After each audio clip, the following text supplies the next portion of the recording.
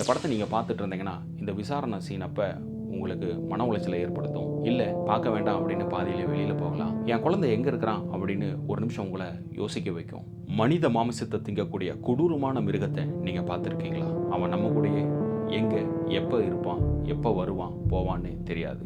அந்த மாதிரியான ஒருத்தனை தான் இந்த படம் காட்டியிருக்கு. ஒவ்வொரு சைக்கோவுக்கு பின்னாடியும் ஒரு ஆழமான, அழுத்தமான, பயங்கரமான கதை ஒன்று இருக்கும். அதனால தான் நான் இதை செஞ்சேன் அப்படிங்கிறதுக்கான காரணமும் சொல்லுவான். இந்த பிரேமுக்கு என்னதான் நடந்தது?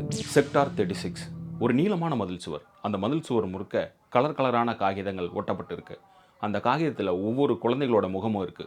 சிறுவர் சிறுமியரோட புகைப்படம், வயது, பேர், என்னைக்கு காணாமல் போனாங்க முதற்கொண்டு இருக்கு. அந்த நோட்டீஸில் இருக்கக்கூடிய முக்காவாசி பசங்க பொண்ணுங்க எல்லாருமே அந்த ஸ்லம்மில் வசிக்கக்கூடியவங்க தான். இந்த படத்தினுடைய ஓப்பனிங்லேயே டிவியில் ஒரு கேம் ஷோ ஒன்று ஓடிட்டு இருக்கும்.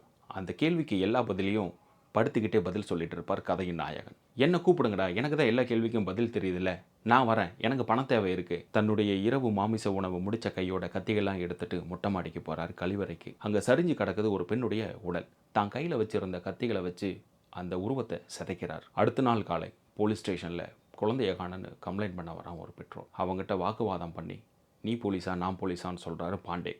வந்தவங்ககிட்ட 100-200 கையில் கொடுத்துட்டு நீ போ, உன் பையனை நான் பார்த்துக்கிறேன், போகிற வழியில் நோட்டீஸ் போர்டில் உன் குழந்தையோட ஃபோட்டோ ஓட்டிகிட்டு போ அப்படின்னு சொல்கிறாரு. அந்த நோட்டீஸ் போர்டு ரொம்ப முக்கியமாக குறிப்பிட வேண்டியது. இது கிளைமேக்ஸில் இதே நோட்டீஸ் போர்டை காட்டுவாங்க இந்த படத்தில். அங்கே என்ன இருக்கும் அப்படிங்கிறது தான். அந்த நோட்டீஸ் போர்டில் கிட்டத்தட்ட 20க்கும் மேற்பட்ட குழந்தைங்களோட மிஸ்ஸிங் ஃபோட்டோஸ் ஒட்டியிருக்கும். பாண்டே இதை அலட்சப்படுத்திட்டு போயிட்டுருப்பார். இந்த படத்தினுடைய மையக்கருவி நியூட்டனின் 3ஆம் விதி தான். அதாவது சீதாவை கடத்தின ராவணனை ராமன் காப்பாற்ற இலங்கையே அழிக்கிறார்.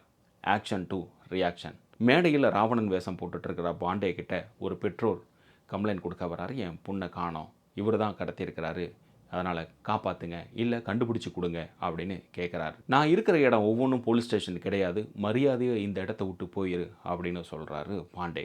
அந்த பெற்றோர் கோவத்தில் ஒரு வார்த்தையை விடுறார். இதுவே உன் பொண்ணுக்கு நடந்திருந்தா நீ சும்மா இருந்திருப்பியா அப்படின்னு. அவர் சொன்ன வார்த்தையை நிஜமாகுது. அதே இடத்துல தான் குழந்தை காணாமல் போகிறார். ஓடி தேடி பார்த்தா அவர் கண்ணு கட்டின தூரத்தில் ஒருத்தன் தான் குழந்தைய கடத்திட்டு போகிறத பார்க்குறாரு. வேகமாக துரத்திட்டு பின்னாடி போனால் அவன் குழந்தைய படுக்க வச்சுட்டு எஸ்கேப் ஆகிடுறான். குழந்தைய இன்னொருத்தர்கிட்ட கொடுத்துட்டு தான் குழந்தைய தூக்குன அவனை வேகமாக துரத்தி மூச்சரைக்க ஓடுறார். எவ்வளோ தூரம் துரத்திட்டு போனாலும் அவனை பிடிக்க முடியல பாண்டேனால். ஹாஸ்பிட்டலுக்கு போன பாண்டே தான் குழந்தை எப்படி இருக்கான்னு பார்க்க போகிறார்.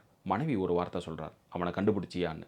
இல்லை அப்படிங்கிறாரு. உன்னால் உன் குழந்தையவே காப்பாற்ற முடியல அப்படின்னா மற்ற குழந்தைங்களை நீ எப்படி காப்பாற்ற போகிற? நீ போலீஸ் தானே, அந்த வேலையை செய், உன் பொண்ணை தூக்குனவன் யாருன்னு கண்டுபிடி அப்படிம்பாங்க பாண்டேவுடைய மனைவி. அன்னைக்கு இருவே தாங்கிட்ட கம்ப்ளைண்ட் கொடுக்க வந்த பெற்றோர்கிட்ட போய் என்ன நடந்தது அப்படிங்கிறத நாளைக்கு காலையில் ஸ்டேஷனில் என்கிட்ட வந்து கம்ப்ளைண்ட்டாக கொடு, நான் அதுக்கான ஆக்ஷனை எடுக்கிறேன் அப்படின்னு சொல்லுவார். பாண்டேவோட வாழ்க்கையில் விதி இங்கே தான் விளையாடுது. அடுத்த நாள் பாண்டே அந்த பெற்றோர்கிட்ட கம்ப்ளைண்ட் வாங்கி விசாரணையை ஆரம்பிக்கிறார். செக்டார் 36 இருக்கக்கூடிய ஒரு பிஸ்னஸ்மேன் வீட்டுக்கு போகிறார். அந்த வீட்டில் இருக்கக்கூடிய பிஸ்னஸ்மேன் வயது கடந்த காதலை நேசிக்கிறவர், ஒரு பெண் பித்தர். பிரேமை தன் வசப்படுத்தி தனக்கு என்ன வேணுமோ அதை செஞ்சுக்கிறவர். பாண்டே வீட்டுக்கு வராரு.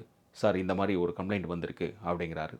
அதுக்கு அந்த பிஸ்னஸ்மேன், உன்னுடைய சீனியர் என்னோடய ஃப்ரெண்டு தான் அப்படின்னு ஃபோனை போட்டு கையில் கொடுக்குறாரு. நேராக ஆஃபீஸுக்கு வாப்பா அப்படின்ட்டு உள்ளே வந்த உடனே ஒரு லெட்டர் பேட் ஒன்று டைப் பண்ணி சஸ்பெண்ட் பண்ணுறேன்ப்பா அப்படின்னு சொல்கிறாரு. நீ எங்கே யார்கிட்ட போய் பேசணும் அப்படிங்கிற அறிவு வளர்த்திக்கோ. ஒபே த ஆர்டர், நான் சொல்கிறத மட்டும் நீ கேளு.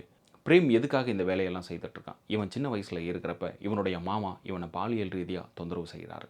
கோவம் அடைகிற இவன் தான் கையில் கறி வெட்டுற கத்தியை எடுத்து மாமாவை கொல்றான். 6 மாதம் கழித்து மீண்டும் பாண்டே டியூட்டியில் ஜாயின் பண்ணுறார். இந்த தடவை அவர்கிட்ட இருக்கக்கூடிய ஃபுல் எவிடன்ஸோட அவர்கிட்ட பேசுகிறார். தான் குழந்தை காணாமல் போனப்போ ஹெல்ப் பண்ண ஆம்புலன்ஸ் டிரைவர் மூலிமா என்னென்ன நடக்கு, பிரேம் என்னென்ன பண்ணுனா, அவருடைய முதலாளி என்னென்ன பண்ணார் அப்படிங்கிற எல்லா விஷயத்தும் இந்த ஆம்புலன்ஸ் டிரைவர் கேட்கிறான். பிரேம் விசாரணை வளையத்துக்குள்ளே கொண்டு வந்தால் எல்லாமே வெளிப்படும் அப்படின்னு சீனியர் ஆஃபீஸர்கிட்ட கேட்குறாரு. அதுக்கு அவரும் பிரேமை கைது பண்ண ஒத்துக்கிறார். இந்த படத்தினுடைய முக்கியமான காட்சியே இந்த விசாரணை தான். இந்த படத்தை நீங்கள் பார்த்துட்டு இருந்தீங்கன்னா இந்த விசாரணை சீன் அப்போ உங்களுக்கு மன உளைச்சலை ஏற்படுத்தும். இல்லை பார்க்க வேண்டாம் அப்படின்னு பாதியிலே வெளியில் போகலாம். இந்த மாதிரிலாம் ஒரு மனுஷன் இருக்கானா அப்படிங்கிறத உங்களை கேள்விக்கு உட்படுத்தும். என் குழந்தை எங்கே இருக்கிறான் அப்படின்னு ஒரு நிமிஷம் உங்களை யோசிக்க வைக்கும். அந்த மாதிரி இருக்கும் ஒவ்வொரு கேள்வியும் அதுக்கு கிடைக்கக்கூடிய பதிலானது.